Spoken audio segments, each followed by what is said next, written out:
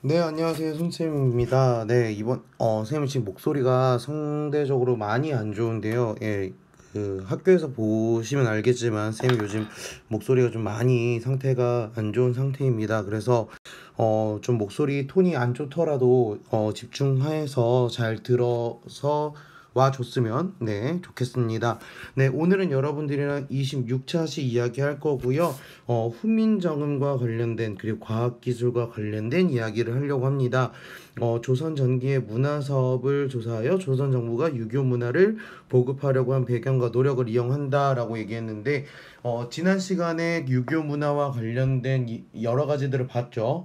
삼강행실도 같은 것들을 여러분들이랑 이야기를 했습니다. 이번 시간에는 그런 것들을 바탕으로 이제 훈민정음부터 이야기하는 여러 가지 조선 전기의 과학기술에 대한 이야기를 여러분들이랑 한번 나눠보도록 하겠습니다. 그럼 수업 시작할게요. 네, 첫 번째로 이야기할 거 바로 훈민정음입니다. 훈민정음 여러분들 국어 시간에도 많이 봤겠지만 훈민정음이라는 뜻 역사적으로 얘기하면 백성을 가르치는 바른 소리라는 뜻입니다.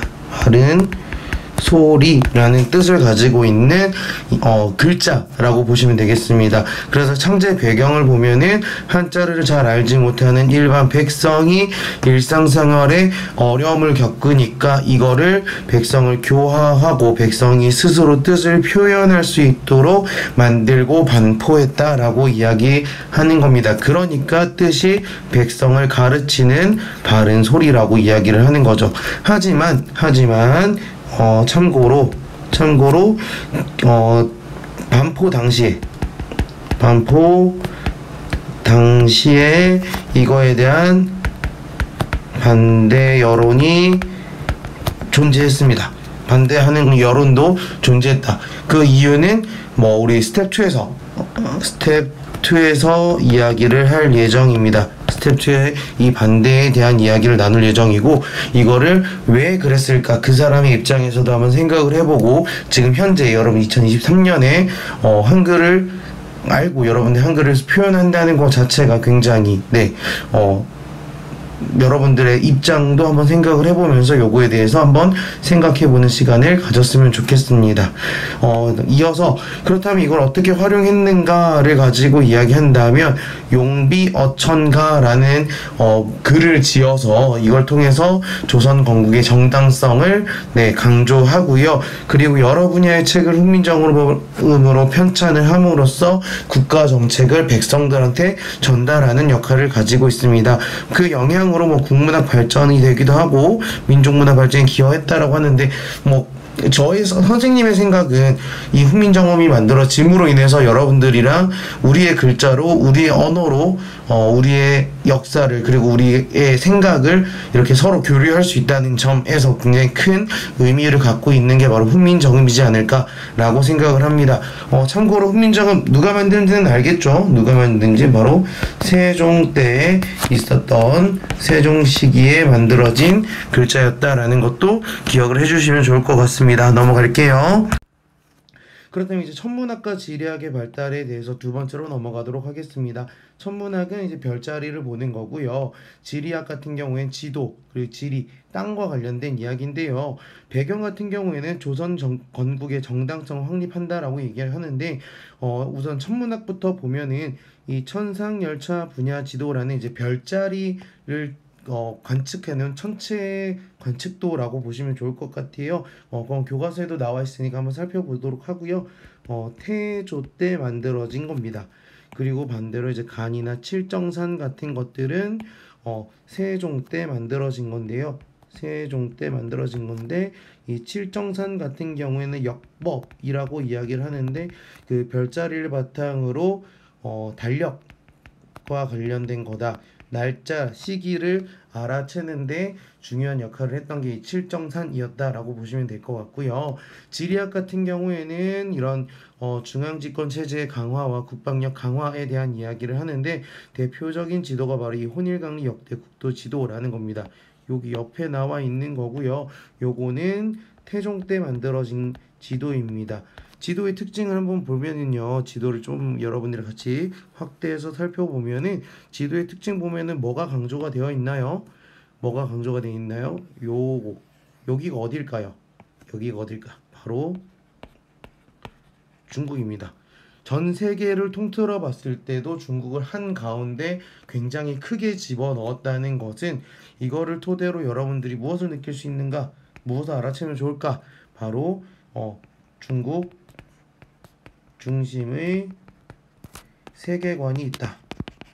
지금 같은 경우에는 지구가 둥글다는 걸 여러분들이 알고 세계의 중심이 어디다, 우리가 중심이 될 수도 있고 미국이 중심이 될 수도 있고 중국이 중심이 될 수도 있는데, 이때는 지구가 둥글다라는 생각보다 중국이 대국이구나, 그렇기 때문에 중국을 중심으로 생각할 수밖에 없다. 앞서 얘기했던 훈민정음에 대한 이야기도 중국 중심의 세계관에서 여러분들이 한번 생각을 해보시면 좋지 않을까라고 생각을 합니다. 두 번째로 볼 거는 우리나라도 굉장히 크게 그려져 있다는 게 두 번째 특징. 이런 것들을 바탕으로 우리나라가 이 당시의 세계를 어떻게 살펴보았는가를 여러분들이 잘 판단하시면 좋을 것 같습니다. 넘어갈게요. 세 번째로 살펴볼 거는 바로 이제 백성의 삶과 관련된 건데요. 농사직설, 치구기 같은 농업과 관련된 이야기들, 그리고 의학, 약재와 그 의학을 집대성한 책들, 이런 것들 모두 다 미리 얘기하지만, 네, 누구 때 만들어진 거다? 세종 때 만들어진 거다. 굉장히 세종이 많이 나옵니다, 오늘. 그래서 세종 때 이런 것들이 만들어져 있다. 농사직설부터 살펴보면은 우리나라의 풍토에 맞는 농사법을 정리했다. 기존에는 중국 거를 가져왔더니 중국의 날씨와 우리의 날씨가 다르죠. 그리고 우리의 토양과 중국의 토양이 다릅니다. 그런 것들 때문에 우리나라 풍토에 맞는 농사법을 정리한 게 이 농사직설이 되겠고요. 강우량 같은 것도 파악하기 위해서 치구기를 전국 각지에 만들어 놓았다라는 특징도 있습니다. 의학서 같은 경우에는 전국의 약재와 치료법을 소개한 향약 집성방, 그리고 의학 분야를 집대성했던 그런 책인 의방유치 등등이 있습니다. 이게 다 세종 때 만들어졌구나 라는 정도만 이해하시면 될 것 같습니다. 넘어갈게요. 네, 그러면서 마지막으로 이제 과학기술 그리고 문화유산 이런 거 살펴볼 텐데, 과학기술, 혼천이, 간이, 이 앙불구가 바로 요거죠. 앙불구 해시계라고도 알려져 있는 건데요. 요것 또한 세종 때 만들어졌다. 그리고 요건 치국이 있고요. 그 다음에 금소갈자 같은 경우에도 세종 때 갑인자와 병진자, 금소갈자가 고려 때부터 이어져 왔구나. 이것도 세종 때입니다. 네, 세종 때 만들어졌고, 그리고 여러분들 쌤이 강조하고 싶은 거는 양반 중심의 문화가 이제 만들어지게 된다. 대표적인 게 사군자와 백자인데요. 요게 바로 백자입니다. 우리 고려시대 때 봤던 뭐와 다르죠? 청자와는 굉장히 많이 다른 모습을 보인다. 청자는 굉장히 화려하고 다양하게 만들어졌다면, 백자는 약간 무늬 같은 것들이 많이 없는 모습이 보인다.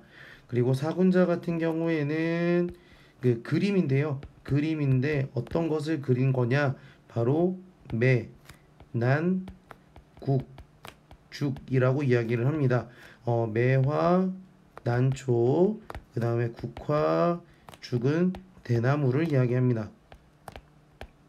이런 것들을 왜 그렸느냐? 이런 것들을 통해서 선비가 가져야 할 지조와 절개 같은 것들을 많이 의지를 담아서 그림으로 표현을 했다.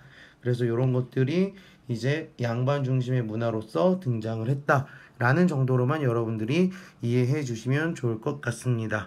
네, 오늘 내용 간단하게 정리하면 굉장히 많이 이야기를 했지만 결국에는 과학기술에 대한 이야기입니다. 먼저 훈민정음에 대해서 얘기를 했고요. 훈민정음에 대해서 얘기를 하고, 그 다음에 천문학과 지리학, 천문학 그리고 지리학에 대해서도 살펴보기도 했고요. 그 다음에 백성의 삶을 위해서 농업 그리고 의학에 대한 이야기도 나왔고요.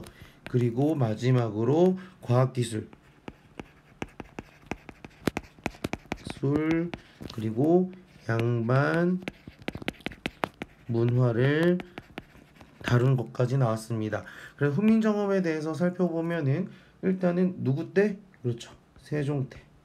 세종이 만들었고요. 그리고 총 28자의 글자를 만들어서 누구를 이롭게 한다?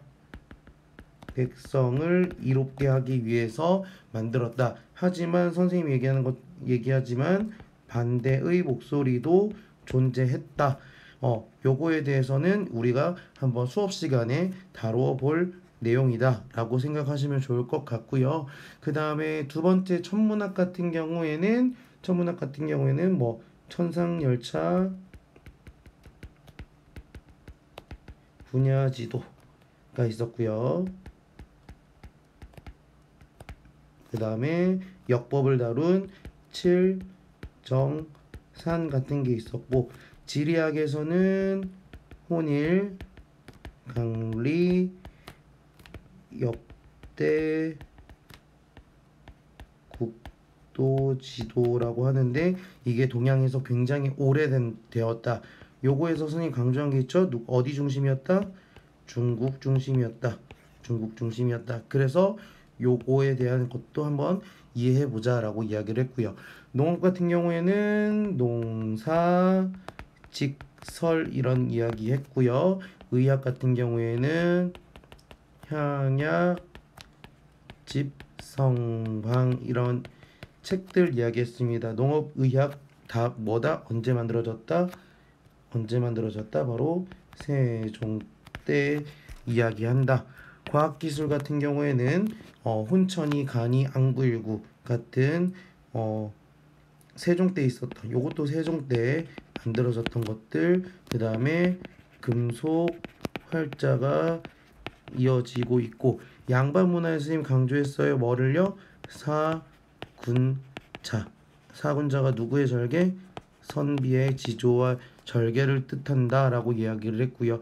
그리고 백자까지 굉장히 이야기를 많이 정리를 했습니다. 선생님 목소리가 많이 좋지 않아가지고 일단 여러분들이 수업을 듣는데 어렵겠지만 그래도 일단은 찍어놨으니까 여러분들이 정리하시고 모르는 부분이나 헷갈리는 부분 그런 부분이 있으면 언제든지 수업 시간에 또는 수업 이후에도 선생님한테 질문을 남겨주시면 선생님이 그거에 대해서 최대한 열심히 답을 해보도록 하겠습니다. 고생 많으셨고요. 다음 시간에 만나도록 하겠습니다.